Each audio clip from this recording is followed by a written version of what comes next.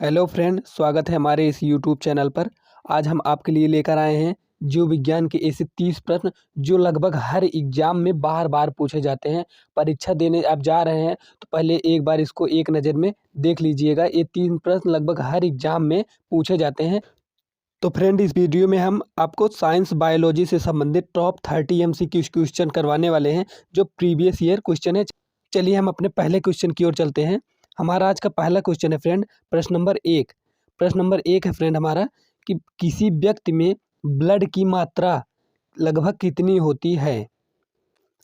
किसी व्यक्ति में ब्लड की मात्रा लगभग कितनी होती है। इसमें 4 ऑप्शन दिए हैं फ्रेंड। पहला है 5 लीटर, दूसरा है 4 लीटर, तीसरा है 7 लीटर, चौथा है 8 लीटर। तो आपको बताना है इस चारों ऑप्शन में से कि एक व्यक्ति में ब्लड की मात्रा कितनी होती है। तो चलिए हम इसका आंसर बता देते हैं फ्रेंड। ब्लड की मात्रा ऑप्शन नंबर ए 5 लीटर होती है। किसी व्यक्ति के शरीर में लगभग 5 लीटर खून होता है और वह पूरे शरीर का लगभग 7 से 8% खून होता है। कभी कभी परसेंटेज में भी क्वेश्चन पूछ लिया जाता है। चलिए अगला क्वेश्चन देखते हैं, प्रश्न नंबर 2। हमारा दूसरा क्वेश्चन है। दूसरा क्वेश्चन ये है कि ब्लड किस प्रकार का ऊतक है। जो हमारा ब्लड है, खून है, वो किस प्रकार का ऊतक है। ये तो आप जानते होंगे कि ब्लड एक ऊतक है, लेकिन आपको बताना है कि ब्लड किस प्रकार का ऊतक है। 4 ऑप्शन दिए गए हैं। पहला है उपकला ऊतक, दूसरा है कंकालीय ऊतक, तीसरा है तरल संयोजी ऊतक और चौथा है पेशी ऊतक। इन चारों ऑप्शनों में से बताना है आपको कि ब्लड हमारा खून किस प्रकार का ऊतक है। तो चलिए हम इसका राइट आंसर बता देते हैं फ्रेंड। ऑप्शन नंबर सी, तरल संयोजी ऊतक। ब्लड एक तरल संयोजी ऊतक है। और कभी कभी आपको ब्लड का पीएच मान भी पूछ लिया जाता है। तो आपको बता दें ब्लड का पीएच मान 7.4 होता है। ब्लड का पीएच मान 7.4 होता है और इसका राइट आंसर हो जाएगा तरल संयोजी ऊतक। चलिए अगला क्वेश्चन देखते हैं, प्रश्न नंबर 3। प्रश्न नंबर 3 हमारा, ब्लड का सर्वाधिक भाग कौन बनाता है। जो हमारा ब्लड होता है, जो खून होता है, उसका सर्वाधिक भाग कौन बनाता है। इसमें 4 ऑप्शन दिए हैं। पहला ऑप्शन है प्लाज्मा, दूसरा ऑप्शन है आरबीसी और तीसरा है डब्ल्यूबीसी और चौथा प्लेटलेट्स। तो आपको बताना है चारों ऑप्शनों में से कि ब्लड का सर्वाधिक भाग कौन बनाता है। तो इसमें राइट आंसर हो जाएगा प्लाज्मा। प्लाज्मा सबसे अधिक भाग होता है हमारे ब्लड का, जो हमारे पूरे ब्लड का लगभग 55% हिस्सा होता है। 55% हिस्सा हमारे खून का प्लाज्मा होता है। और आरबीसी का बात करें तो आरबीसी का फुल फॉर्म होता है रेड ब्लड सेल्स। उसके बाद डब्ल्यूबीसी का वाइट ब्लड सेल्स। चलिए अगला क्वेश्चन देते हैं, प्रश्न नंबर 4। प्रश्न नंबर 4 है हमारा फ्रेंड। प्रश्न नंबर 4, हीमोग्लोबिन में कौन सा तत्व मौजूद होता है। जो हमारे खून में हीमोग्लोबिन होता है, हीमोग्लोबिन के कारण आपको पता होगा फ्रेंड कि खून का लाल रंग हीमोग्लोबिन के कारण ही होता है। तो आपको बताना है हीमोग्लोबिन में कौन सा तत्व मौजूद होता है। तो इसमें 4 ऑप्शन दिए गए हैं। पहला है कैल्शियम, दूसरा है लोहा जिसको आयरन भी कहते हैं, और तीसरा है सोडियम और चौथा है पोटेशियम। तो आपको बताना है कि हीमोग्लोबिन में तत्व कौन सा मौजूद होता है।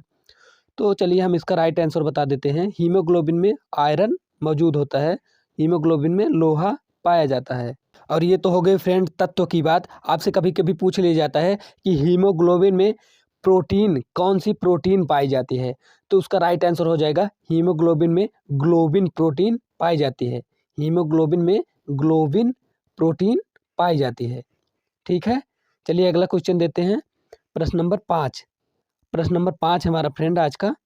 प्रश्न नंबर 5 ये है कि मनुष्य के मुख में कितनी जोड़ी लार ग्रंथि पाई जाती है। जो हमारा मुख है उसमें लार ग्रंथियाँ पाई जाती हैं, जिससे हमारा लार निकलता है। तो आपको ये बताना है कि जो लार ग्रंथि पाई जाती है वो कितनी जोड़ी पाई जाती है। इसमें 4 ऑप्शन दिए हैं। पहला ऑप्शन है 3 जोड़ी, दूसरा है 2 जोड़ी और तीसरा है 1 जोड़ी, चौथा है 12 जोड़ी। तो इन चारों ऑप्शनों में से बताना है आपको कि मनुष्य के मुख में कितनी जोड़ी लार ग्रंथि पाई जाती है।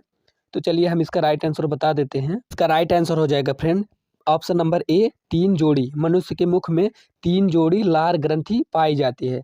आपको कभी कभी पीएच मान इसका भी पूछ लिया जाता है। तो आपको बताते हैं लार का पीएच मान होता है 6.8।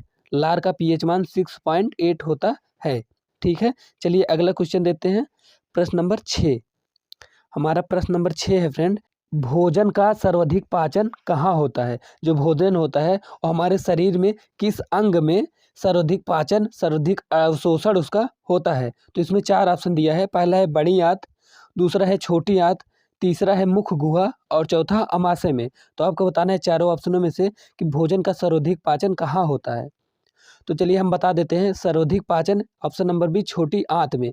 भोजन का सर्वाधिक पाचन छोटी आंत में होता है।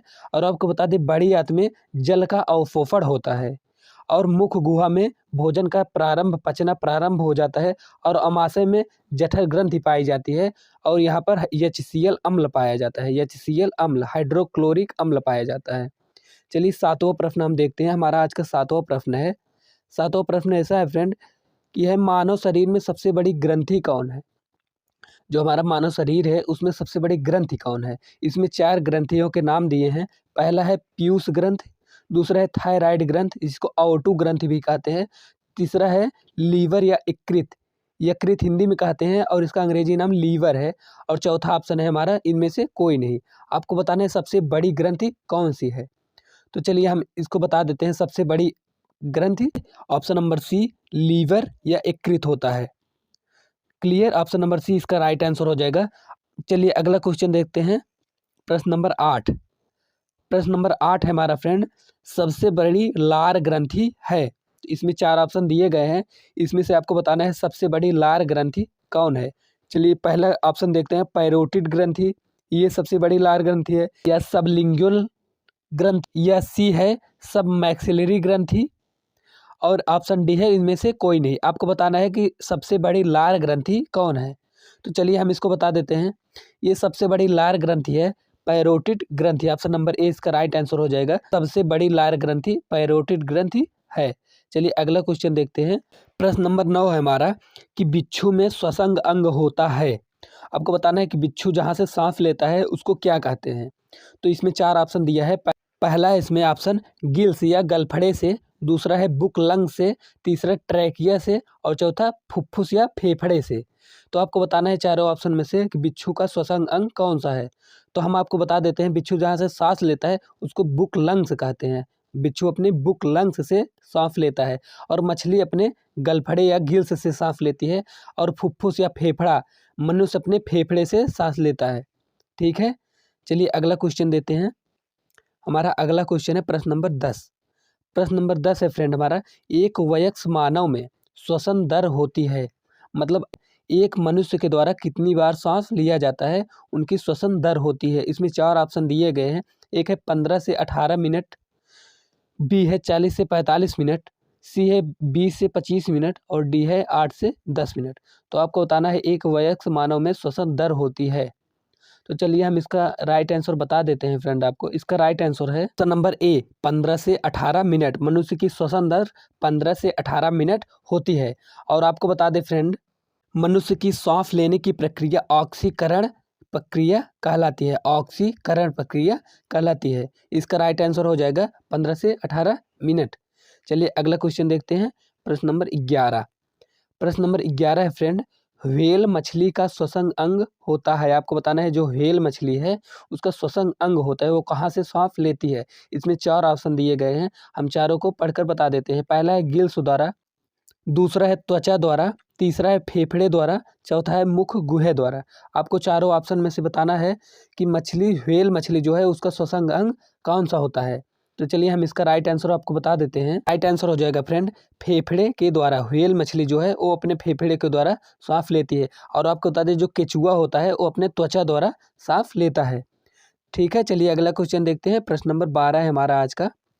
प्रश्न नंबर 12 मोस्ट इंपॉर्टेंट क्वेश्चन है, मूत्र का पीला रंग किस कारण होता है। आप तो इसमें 4 ऑप्शन दिए गए हैं। आपको बताना है कि मूत्र का पीला रंग क्यों होता है। पहला है पित्त की उपस्थिति के कारण, दूसरा है कोलेस्ट्रॉल की उपस्थिति के कारण, तीसरा है यूरोक्रोम की उपस्थिति के कारण, चौथा है लिम्फ की उपस्थिति के कारण। आपको इन चारों ऑप्शनों में से बताना है कि मूत्र का पीला रंग किसकी उपस्थिति के कारण होता है। में राइट आंसर हो जाएगा friend option number C urochrome के कारण, जिसको यूरिया भी कहते हैं। मूत्र का पीला रंग यूरोक्रोम की उपस्थिति के कारण होता है। और आपसे पूछ ले कि यूरोक्रोम की निर्माण कहाँ होता है हमारे शरीर में, तो होता है यकृत में। यकृत मतलब लीवर में होता है मूत्र का यूरोक्रोम का निर्माण, जिसमें मूत्र का रंग पीला होता है जिसके कारण। चलिए अगला क्वेश्चन देखते हैं। प्रश्न नंबर 13। प्रश्न नंबर 13 है फ्रेंड हमारा, किडनी में पथरी का निर्माण का कारण है। किडनी में हमारे जो पथरी हो जाती है वो क्यों हो जाती है, उसका निर्माण का कारण क्या है। इसमें 4 ऑप्शन दिए गए हैं। पहला है कैल्शियम कार्बोनेट के कारण, दूसरा है कैल्शियम ऑक्जेलेट के कारण, तीसरा है कोलेस्ट्रॉल के कारण और चौथा है इनमें से कोई नहीं। आपको चारों ऑप्शन में से बताना है कि पथरी का निर्माण किसके द्वारा होता है। तो चलिए हम इसके राइट आंसर बता देते हैं। Option number B, calcium oxalate. Kidney में पथरी का निर्माण जो होता है वो कैल्शियम ऑक्जेलेट के कारण होता है। ये जो टमाटर में बीज होता है, इसमें कैल्शियम ऑक्जेलेट पाया जाता है, जिसके कारण पथरी का निर्माण हो जाता है। और कोलेस्ट्रॉल की बात करें फ्रेंड, एक प्रकार का फैट होता है जिससे हमें ज़्यादा होने से हार्ट अटैक की बीमारी होने की संभावना रहती है। चलिए अगला क्वेश्चन देखते हैं, प्रश्न नंबर 14। प्रश्न नंबर 14 मोस्ट इंपॉर्टेंट क्वेश्चन है फ्रेंड। पेशियों का लाल रंग किस कारण होता है। जो हमारे यहाँ मांसपेशियाँ होता है, जो मांस होता है वो लाल रंग का दिखता है, कहीं कट जाए आपको दिखेगा लाल रंग, वो किस कारण होता है। इसमें 4 ऑप्शन दिए गए हैं। पहला है मेसेटर्स के कारण, जो हमारा मेसेटर्स उसके कारण होता है, और दूसरा ऑप्शन है ग्लूटियस के कारण, और तीसरा है मायोग्लोबिन के कारण, और चौथा है इनमें से कोई नहीं। तो आपको बताना है कि जो पेशियों का लाल रंग होता है वो किसके द्वारा होता है। तो इसमें ऑप्शन हो जाएगा ऑप्शन नंबर सी, मायोग्लोबिन के कारण। जो पेशियों का लाल रंग होता है उसमें मायोग्लोबिन के कारण वो लाल रंग होता है। Option number C right answer. चलिए अगला क्वेश्चन देखते हैं, प्रश्न नंबर 15। प्रश्न नंबर 15 है फ्रेंड हमारा कि तंत्रिका तंत्र के अध्ययन को क्या कहते हैं। जो हमारा तंत्रिका तंत्र है उसके अध्ययन को क्या कहते हैं। तो इसमें 4 ऑप्शन दिए गए हैं। पहला फाइकोलॉजी है, दूसरा है माइकोलॉजी, तीसरा है न्यूरोलॉजी और चौथा है डर्मेटोलॉजी। आपको इस चारों ऑप्शनों में से बताना है कि तंत्रिका तंत्र के अध्ययन को क्या कहते हैं। तो आपको बता दें फ्रेंड, इसका राइट आंसर हो जाएगा ऑप्शन नंबर सी, न्यूरोलॉजी। तंत्रिका तंत्र के अध्ययन को न्यूरोलॉजी कहते हैं, और कवकों के अध्ययन को माइकोलॉजी कहते हैं, और शैवालों के अध्ययन को फाइकोलॉजी कहते हैं। ठीक है, चलिए अगला क्वेश्चन देखते हैं, प्रश्न नंबर 16। प्रश्न नंबर 16 है फ्रेंड हमारा, बुद्धि, भावना, इच्छा शक्ति, स्मरण शक्ति, चेतना, अनुभव, रोना, हंसना, मूत्र त्याग, मल त्याग आदि का केंद्र बिंदु स्थित होता है। तो आपको बताना है कि जो हमारे मस्तिष्क में जो बुद्धि, इच्छा शक्ति या मल त्याग, मूत्र त्याग, जिसके कारण हमें ये सब अनुभव होता है, उसका केंद्र क्या है। हमारे मस्तिष्क में कौन सा ऐसा भाग है जहाँ पर इन सब का केंद्र होता है। तो इसमें 4 ऑप्शन दिए गए हैं। पहला है सेरिब्रम। ये बता दें फ्रेंड, सेरिब्रम सबसे बड़ा हिस्सा होता है जो प्रमस्तिष्क कहलाता है। दूसरा है सेरिबेलम, और तीसरा है फ्रेंड हाइपोथैलेमस, और चौथा है मध्य मस्तिष्क। तो चलिए हम इसका आंसर बता देते हैं फ्रेंड। इसका हो जाएगा right answer option number A, cerebrum. जो बुद्धि, भावना, इच्छा शक्ति, स्मरण शक्ति, मल त्याग, मूत्र त्याग, जो भावना में जो प्रेरणा होती है, जो अनुभव होता है, वो सेरिब्रम के कारण होता है। इसका केंद्र बिंदु फ्रेंड सेरिब्रम है हमारे मस्तिष्क में। तो और हाइपोथैलेमस के बारे में आपको बता दें, जो भूख, प्यास, प्यार, क्रोध अनुभव होता है वो हाइपोथैलेमस का कारण होता है। ये हल्का गर्म चीज़ खाने पर हाइपोथैलेमस तुरंत एक्टिव हो जाता है। क्रोध, भूख, प्यास, प्यार, ईर्ष्या, ये सब का केंद्र बिंदु हाइपोथैलेमस में होता है। क्लियर। चलिए अगला क्वेश्चन देखते हैं, प्रश्न नंबर 17। प्रश्न नंबर 17 है हमारा फ्रेंड, दो तंत्रिका कोशिकाओं के मिलने के स्थान को क्या कहते हैं। जो हमारा तंत्रिका होता है, तंत्रिका की कोशिका होता है, जहाँ दो कोशिका एक में मिलते हैं, उस स्थान को क्या कहते हैं। तो हम इसमें 4 ऑप्शन दिए गए हैं। पहला है रेन बियर की संधि, दूसरा है सिनेप्स, तीसरा है डेंड्रोस और चौथा है कोई नहीं। तो इसमें आपको चारों ऑप्शन बताना है, जो दो तंत्रिका कोशिकाओं के मिलने का स्थान होता है उसको क्या कहते हैं। तो चलिए हम इसको बता देते हैं कि दो तंत्रिका कोशिकाओं के मिलने के स्थान को ऑप्शन नंबर बी सिनेप्स कहते हैं। ये कई बार एग्जाम में पूछा गया क्वेश्चन है फ्रेंड। सिनेप्स कहते हैं दो तंत्रिका कोशिकाओं के मिलने के स्थान को। Option number B right answer. चलिए अगला क्वेश्चन देखते हैं, प्रश्न नंबर 18, मोस्ट इंपॉर्टेंट क्वेश्चन। प्रश्न नंबर 18 है फ्रेंड, मानव शरीर की वास्तविक मास्टर ग्रंथि किसे कहते हैं। जो मानव शरीर में वास्तविक मास्टर ग्रंथि किसे कहते हैं। इसमें 4 ऑप्शन दिए गए हैं। पहला है पीयूष ग्रंथि, दूसरा है एड्रिनल ग्रंथि, तीसरा है हाइपोथैलेमस, चौथा है थायराइड ग्रंथि। तो आपको बताना है मानव शरीर की वास्तविक मास्टर ग्रंथि किसे कहते हैं। तो चलिए हम इसको बता देते हैं friend. Option number C hypothalamus, मानव शरीर की वास्तविक मास्टर ग्रंथि को हाइपोथैलेमस कहते हैं। अभी आप लोग को ये पता ही होगा कि सिर्फ मास्टर ग्रंथि आपसे पूछा जाए कि मानव शरीर की मास्टर ग्रंथि किसे कहते हैं, तो हो जाएगा पीयूष ग्रंथि, जिसे पिट्यूटरी ग्रंथि भी कहते हैं। वो है मानव शरीर की मास्टर ग्रंथि। पूछा है कि मानव शरीर की वास्तविक मास्टर ग्रंथि किसे कहते हैं, तो आपको हाइपोथैलेमस ऑप्शन पर क्लिक कर देना है। ध्यान से, ये कई बार इसमें बच्चों को कन्फ्यूजन हो जाता है। चलिए अगला क्वेश्चन देखते हैं, प्रश्न नंबर 19।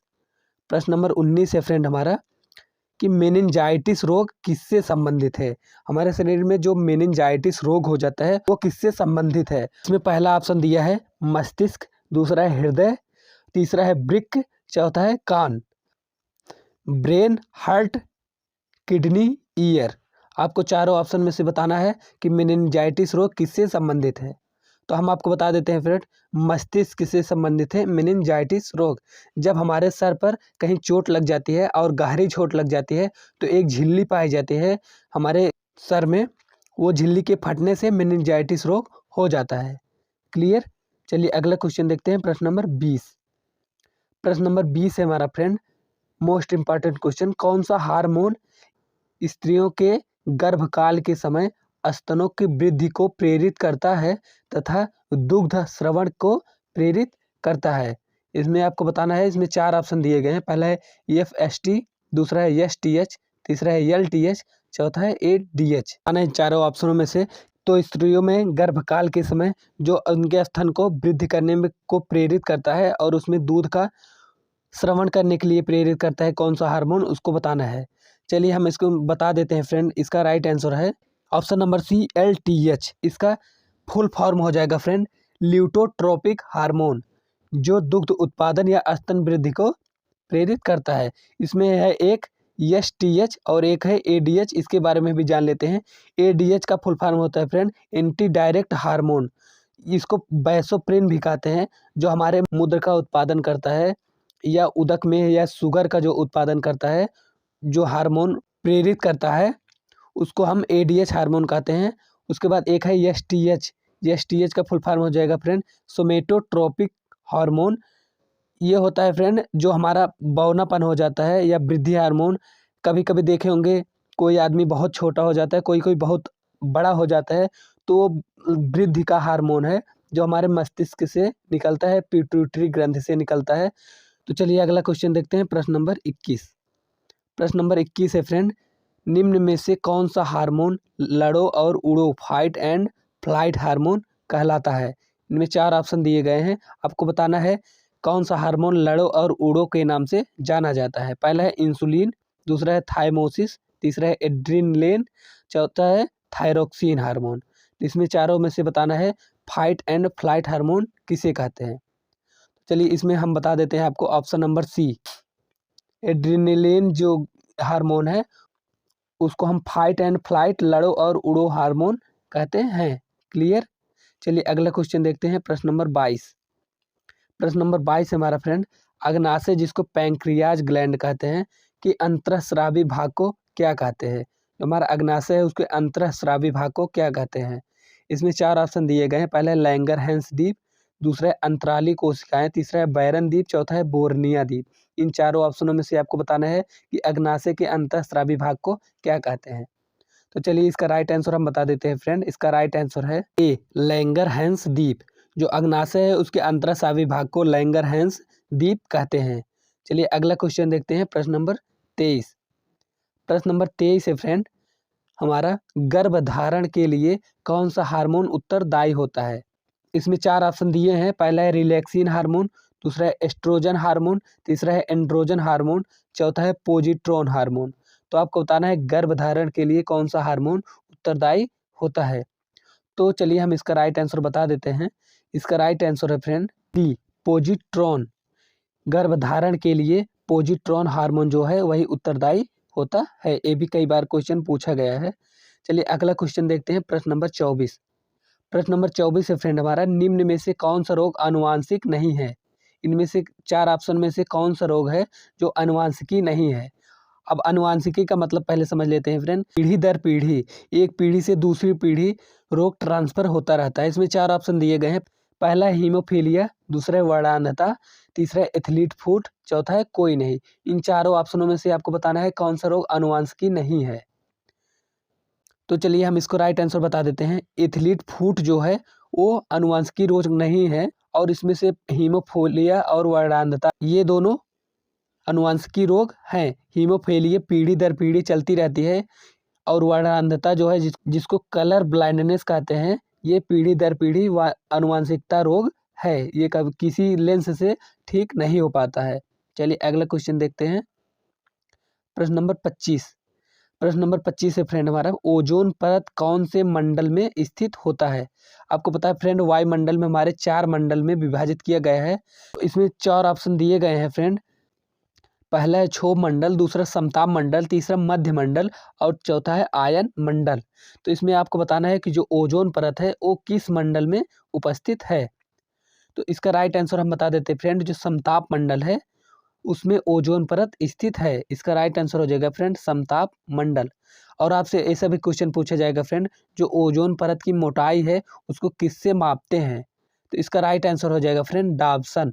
जो ओजोन परत की मोटाई है उसको डॉप्सन से मापते हैं। और ओजोन परत का हमारे लिए महत्वपूर्ण क्या है, तो ओजोन परत हमारे लिए इस तरह से इम्पॉर्टेंट हो जाता है फ्रेंड कि जो सूर्य से आती है परावैंगनी किरणें जो नीचे आती है उसको ओजोन परत रिफ्लेक्ट कर देता है। क्योंकि पराबैंगनी किरण अगर हमारे शरीर पर पड़ जाएगी या कैंसर का रूप ले लेगी, जिससे ओजोन परत हमारे शरीर की सुरक्षा देता है, और वहाँ से सूर्य की किरणों से आने वाली पराबैंगनी किरणों को वो ऊपर रिफ्लेक्ट कर देता है, हमारे शरीर तक पहुँच नहीं पाती है। इसीलिए ओजोन परत हमारे शरीर के लिए बहुत इम्पॉर्टेंट हो जाता है, और ये समताप मंडल में स्थित है। अभी आपको पता होगा ओजोन परत में एक छिद्र हो गया है छोटा सा। अभी ये भी क्वेश्चन पूछा जाता है कि ओजोन परत में छिद्र कहाँ पर हुआ है, तो अंटार्कटिका पर ओजोन परत पर छिद्र हो गया है। चलिए अगला क्वेश्चन देखते हैं। प्रश्न नंबर 26। प्रश्न नंबर 26 है फ्रेंड, ओजोन परत का मुख्य कार्य क्या है। इसमें 4 ऑप्शन दिए गए हैं, अभी हमने आपको जस्ट ही बताया है। पहला है ऑक्सीजन की मात्रा वृद्धि करना, दूसरा है सूर्य से आने वाले पराबैंगनी किरणों से सुरक्षा देना, तीसरा है ध्वनि प्रदूषण को कम करना, चौथा है सभी। तो आपको इनमें से बताना है कौन सा राइट आंसर हो जाएगा ओजोन परत के मुख्य कार्य का। तो चलिए हम राइट आंसर बता देते हैं फ्रेंड इसका।